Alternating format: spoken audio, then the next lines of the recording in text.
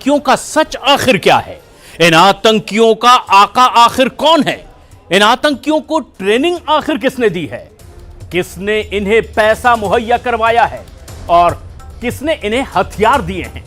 क्या इन आतंकियों का पाकिस्तान से भी कोई कनेक्शन है?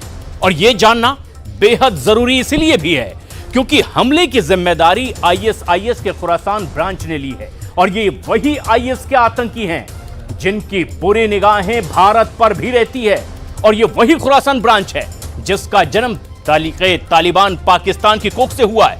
और अगर मॉस्को हमले में पाकिस्तान का लिंक सामने आया है तो पुतिन फिर इन्हें छोड़ने वाले नहीं हैं।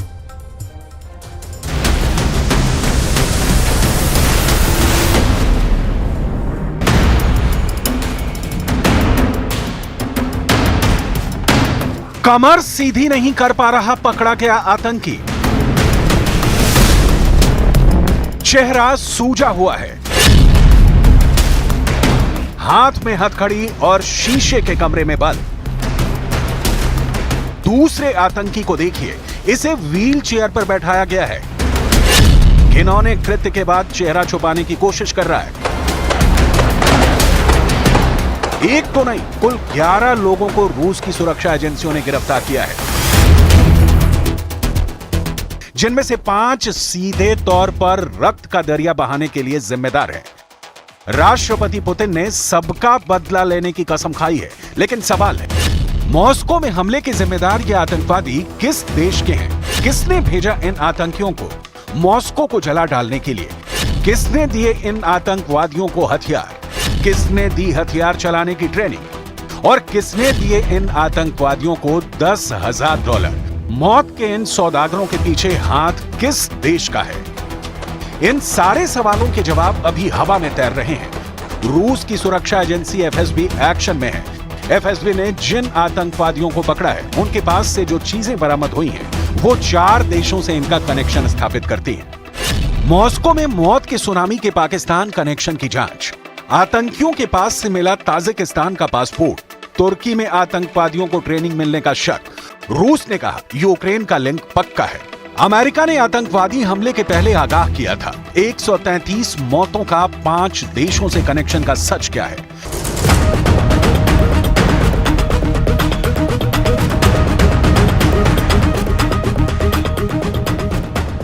पाकिस्तान आतंक की नर्सरी है, यह जग जाहिर तथ्य है।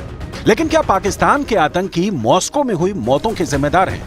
इंटरनेट पर ऐसी कई खबरें हैं जो मानती हैं कि पाकिस्तान के आतंकवादियों का मॉस्को की मौतों से सीधा रिलेशन है। सूत्रों के मुताबिक रूस को आतंकी हमले के साजिशकर्ताओं को प्रभावित करने में पाकिस्तानी कट्टरपंथियों की भूमिका की जांच होनी चाहिए। मध्य एशिया में बढ़ रही चरमपंथी गतिविधियों में पाकिस्तान और उसके दोस्त तुर्की की भूमिका सामने आई है। सूत्रों के मुताबिक ताजिकिस्तान में कुछ युवाओं को पाकिस्तान के मदरसों में कट्टरपंथ की ट्रेनिंग मिली है। ये युवा आतंकवादी संगठन आईसिस का हिस्सा बन गए हैं और इस समय तुर्की इन्हें पनाह दिए हुए है। मॉस्को हमले की जांच कर रही रूसी एजेंसियों ने भी हमलावरों के तुर्की कनेक्शन का जिक्र किया है। संडे गार्जियन की रिपोर्ट के मुताबिक रूस की सुरक्षा एजेंसियों से मिले इनपुट में कहा गया है कि हमलावरों को एक ताजिक मुल्क के चरमपंथी ने भर्ती किया था। इन्हें हमले का आदेश तुर्की में एक सुरक्षा एजेंसी के माध्यम से मिला था।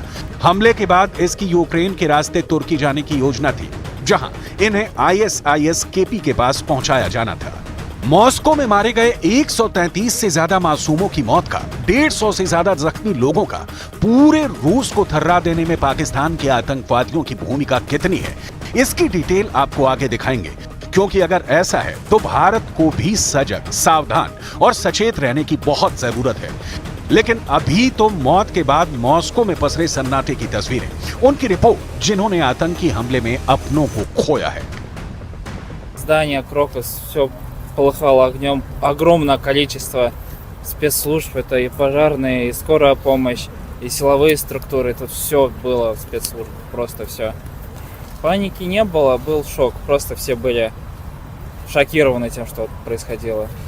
Литров 100 воды, немножко там еды, салфеток, и люди, когда увидели, что мы принесли гуманитарную помощь, кто был на машинах, поехали в ближайшие магазины и просто все там скупили, начиная от воды, заканчивая медикаментами, и все привезли сюда. मॉस्को में ये अब तक का सबसे बड़ा आतंकी हमला है। रूस सन्न रह गया है। पिछले हफ्ते ही व्लादिमीर पुतिन ने 5वीं बार देश की बागडोर संभाली है और मॉस्को को आतंकवादियों ने खून से रंग दिया है। ऑटोमेटिक हथियारों से अंधाधुंध फायरिंग की। इससे भी नहीं बना तो क्रोकस सिटी हॉल को आग के हवाले कर दिया। इतना खून की रूस की रूह कांप उठी है। Для каждого из нас это трагедия для всей страны. Соболезнования со всего мира, из Китая в том числе. Соболезнует вся страна, наша большая, от Тихого океана до Балтики. Такие события, такие дни сплачивают нас. И, как правильно сказал президент Владимир Путин, мы должны быть всего. Этот террористический ужасный акт заключается в том, что они хотели не только нас запугать. На самом деле русский народ запугать невозможно. Они использовали в качестве орудия, в качестве... आतंकी खुद नहीं जाते, भेजे जाते हैं। लेकिन किसके इशारे पर मॉस्को गए? क्या इन आतंकवादियों को पाकिस्तान में ट्रेनिंग मिली और तुर्की में बना? क्या एर्दोआन दे रहे हैं पुतिन को धोखा? किस आधार पर कहा जा रहा है कि रूस की राजधानी को कत्लगाह बना देने का सीधा कनेक्शन पाकिस्तान से है? तो पिछले कुछ वर्षों में रूस में पाकिस्तानी नागरिकों की संख्या बढ़ी है। या तो छात्र के रूप में रूस में पढ़ रहे हैं या फिर व्यापार कर रहे हैं। सूत्रों का कहना है कि रूस में पाकिस्तानी नागरिकों के बीच कट्टरपंथियों की मौजूदगी से इनकार नहीं किया जा सकता और रूसी अधिकारियों को पाकिस्तानी नागरिकों को वीजा देने के नियम कड़े करने चाहिए। उनके सोशल और एजुकेशनल बैकग्राउंड की जांच करनी चाहिए। पुतिन के राज में बढ़ते रूस में पाकिस्तानियों की बढ़ती संख्या चिंता का विषय है। ये तथ्य पहली बार सामने नहीं आया है, लेकिन कट्टरपंथ इस कदर भयावह हो जाएगा, पुतिन को इसकी आशंका शायद ही हो। पुतिन के पास अब विकल्प नहीं है। Задержано 11 человек. Все исполнители, организаторы и заказчики этого преступления понесут справедливое и неизбежное наказание. Кем бы они ни были, кто бы их ни направлял. Повторю, мы установим и покараем каждого, кто стоит за спиной террористов, кто готовил это злодеяние, этот удар. मॉस्को में हुए भीषण आतंकी हमले की जांच जैसे जैसे बढ़ रही है, इसमें चौंकाने वाली जानकारी सामने आ रही है। रूस ने हमले में शामिल 11 लोगों को पकड़ने का दावा किया है, जिनका संबंध अफगानिस्तान में सक्रिय इस्लामिक स्टेट के खुरासान से है। यह पहली बार नहीं है जब इस्लामिक स्टेट ने रूस जैसे शक्तिशाली देश को निशाना बनाया है। रूस के हाल के कुछ सबसे बड़े आतंकी हमलों में ISIS शामिल रहा है। 2015 में ISIS ने रूस के विमान पर हमला किया। इस हमले में 224 यात्रियों की मौत हो गई। 2017 में सेंट पीटर्सबर्ग मेट्रो में बम विस्फोट किया, जिसमें 15 लोगों की मौत हो गई। और अब कॉन्सर्ट हॉल में गोलीबारी कर 133 लोगों को मौत के घाट उतार दिया। मुख्य रूप से अफगानिस्तान में स्थित IS की शाखा ने 2021 में अमेरिका के अफगानिस्तान छोड़ने के बाद से रूस को निशाना बनाया है। रूस की सुरक्षा सेवा FSB ने 7 मार्च को ही मॉस्को के पास कलुगा क्षेत्र में एक संभावित हमले को रोका था। सवाल है कि ISIS रूस की बर्बादी के पीछे क्यों पड़ा है? इस सवाल का जवाब आपको इतिहास के कुछ पन्नों में मिलेगा। ISIS के रूस को निशाना बनाए जाने में सीरियाई गृह युद्ध की भूमिका सामने आती है। रूस के राष्ट्रपति पुतिन ने 2015 में हस्तक्षेप करके विपक्ष और इस्लामिक स्टेट के खिलाफ राष्ट्रपति बशर अल असद का समर्थन किया था। ऐसा करके पुतिन ने सीरियाई गृह युद्ध का रुख बदल दिया था और यहीं से IS रूस के पीछे पड़ गया। ताजा हमला इसका सबसे बड़ा गवाह है, जिसका असर रूस यूक्रेन की लड़ाई पर भी पड़ा है। यूक्रेन ने पूरे देश में हवाई हमले का अलर्ट जारी कर दिया है। Дать тем, кто стоит за этой кровавой бойней, совершить новые преступления.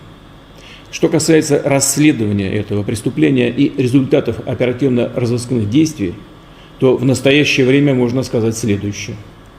Все 4 непосредственных исполнителей теракта, все те, кто стрелял, убивал людей, найдены и задержаны. Они пытались скрыться и двигались в сторону Украины, где, по предварительным данным, для них с украинской стороны было подготовлено окно для перехода государственной границы. रूस की सुरक्षा एजेंसियों का मानना है कि यह हमला यूक्रेन से जुड़ा है।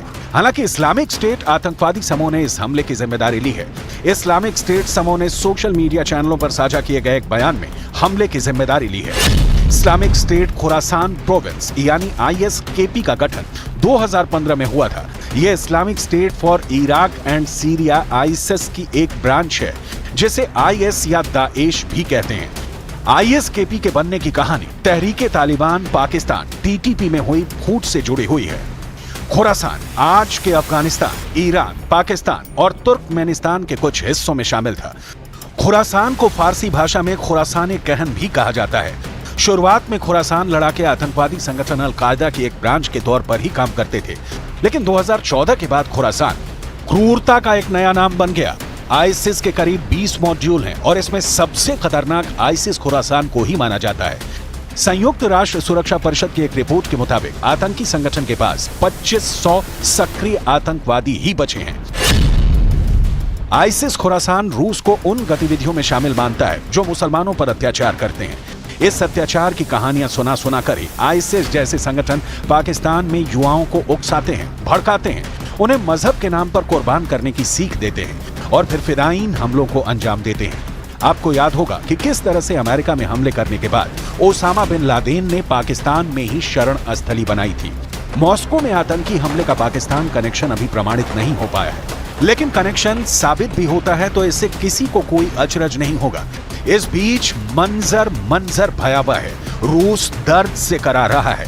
2004 में भी रूस में बेस्लान स्कूल के पास ऐसा ही हमला किया गया था और पुतिन ने उस वक्त भी कठोर एक्शन लिया था। पुतिन ने देखा था कि रूस आतंकवादियों से निपटने में कितना सक्षम है। लेकिन यहां तार अगर यूक्रेन से, पाकिस्तान से जुड़े मिले और इसकी पुष्टि होती है तो खामियाजा पाकिस्तान को भुगतना होगा।